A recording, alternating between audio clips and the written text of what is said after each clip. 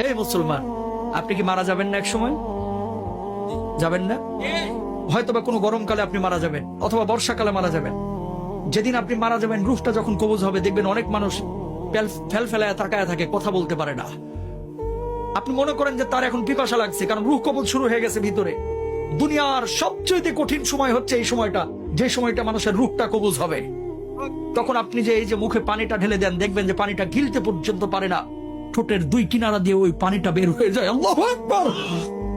ঠিক ওই সময়টা আপনার স্ত্রী আপনার দিকে তাকিয়ে থাকে, আপনার ছেলে আপনার দিকে তাকিয়ে থাকে, আপনার মেয়ে আপনার দিকে তাকিয়ে থাকে, আপনিও কিন্তু তাদের দিকে তাকিয়ে থাকেন। অনেক কিছু বলতে চান কিন্তু বলতে পারেন না, কারণ আপনার ভিতরে যে জ্বালা তৈরি হয়েছে, এই জ্বালা আপনি ছাড়া আর কেউ বুঝতে পারে না, ঠিক কিনা?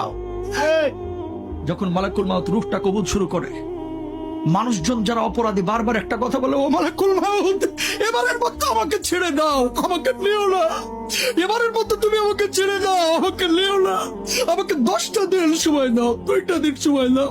এই অবস্থায় আমি কবরে গেলে আমি জাহান্নামী হব, আমাকে মাফ করে দাও, আমার রূহটা এখন কবজ করো না। কিন্তু আমার আল্লাহ রাব্বুল আলামিন কি বলছেন? হাত্তা ইদা জাহাদাহুল মাউত ক্বালা রাব্বিরজিউন লাআল্লি আ'মালা সালিহান ফীমা তারাকতু। আমার আল্লাহ রাব্বুল আলামিন বলছেন, এই দুনিয়ার মানুষ, তোর কি আমি 60 বছরের জীবন দেই নাই? তোর কি আমি 40 বছরের জীবন দেই নাই? তুই কেন তখন বুঝলি না? কেন সৎ কাজ করলি না? কেন তওবা করলি না? ও মুসলমান, এই রূহ কবজের সময় কষ্ট যন্ত্রণা আপনার আমার হবে না, এই গ্যারান্টি আপনারা দিয়েছে কে?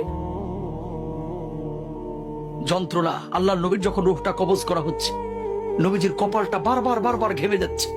আম্মা যারা আয়েশা বলতেছেন, ইয়া রাসূলুল্লাহ, আপনার কপালটা ঘেমে যাচ্ছে কেন? আল্লাহর নবী বলছে, আয়েশা, আমার বুকের উপরে যেন উহুদ পাহাড়টা চেপে ধরা হয়েছে। আল্লাহু আকবার। আল্লাহর নবীর যদি এই অবস্থা হয়, আপনার আবার অবস্থাটা কি হতে পারে আপনি জানেন না? এই বাড়ি যাবে না আপনার সঙ্গে, গাড়ি যাবে না, কিচ্ছু যাবে না। আপনি মারা যাবেন, ব্লেড দিয়ে আপনার জামা কাপড়গুলো কেটে খাটিয়ার উপরে আপনাকে রেখে, সন্তান সন্ততি বা আত্মীয় স্বজন বন্ধু বান্ধব ঘর থেকে লাশটা বাইর করে ওই বারান্দায় রেখে দেবে অথবা উঠানে রেখে দেবে। আপনার নাম ছিল আব্দুল কুদ্দুস, আব্দুর রহিম, সালমা, সাদমান, কত ভালো ভালো নাম। এখন কেউ আপনাকে নাম ধরে ডাকবে না, এখন আপনার নাম হয়ে গেছে লাশ। আপনার নাম কি? ওই মুয়াজ্জিন সাহেব মাইকের কাছে ঘোষণা দিবে, সেদিন আপনার নামের শুরুতে একটা ডিগ্রি লেগে যাবে, ডিগ্রি। সেদিন আপনাকে আর বলবেন আব্দুস সালাম সাহেব দুনিয়া থেকে বিদায় নিয়েছে, বরং বলবে মরহুম আব্দুস সামাদ আজকে দুনিয়া থেকে বিদায় নিয়েছে। ও মুসলমান, খাটিয়া যখন নিয়ে যাবে, সন্তানগুলোকে বলবে, ও সন্তান, তোর জন্য কি আমি বাড়ি করেছি না? তোর জন্য কি আমি 30 বছর 60 বছর কষ্ট করেছি না? ও প্রাণের সন্তান, খবরদার আমারে কবরে একা রাখিস না, একা রাখিস না, একা রাখিস না।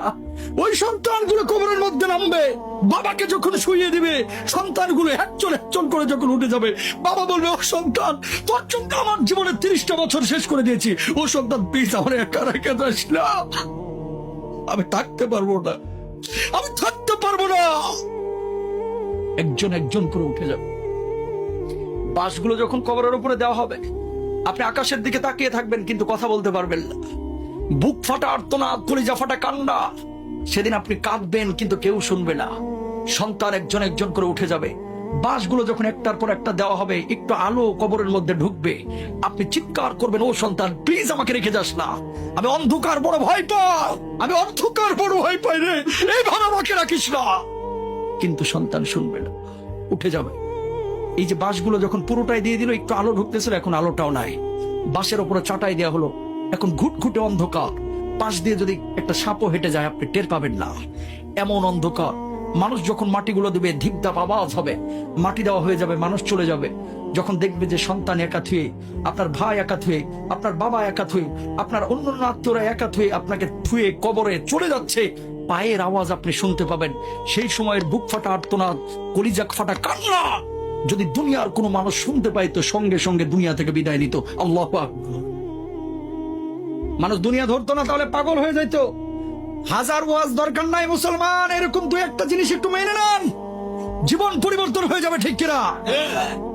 ওয়াজ তো জীবনে বহুত শুনেন, আমি অত ভালো বক্তা না, কিন্তু একটা উপদেশ দিলাম, খালি আখেরাতটাকে প্রাধান্য দেন, দুনিয়ার জন্য এত পাগল হয়েন না। মেনে নিলাম আপনি রাষ্ট্রপতি হয়েছেন, আপনি প্রেসিডেন্ট হয়েছেন, বাংলাদেশের জনক হয়েছেন, বাংলাদেশের মালিক আপনি হয়েছেন, আল্লাহরে আপনি পান নাই, কোনো লাভ আছে?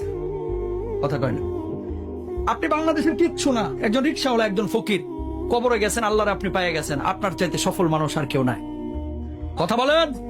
সুতরাং দুনিয়ার সব কিছু পাইলেন কিন্তু আল্লাহরে পাইলেন না, কিচ্ছু লাভ নাই। দুনিয়ার কিচ্ছু পাইলেন না কিন্তু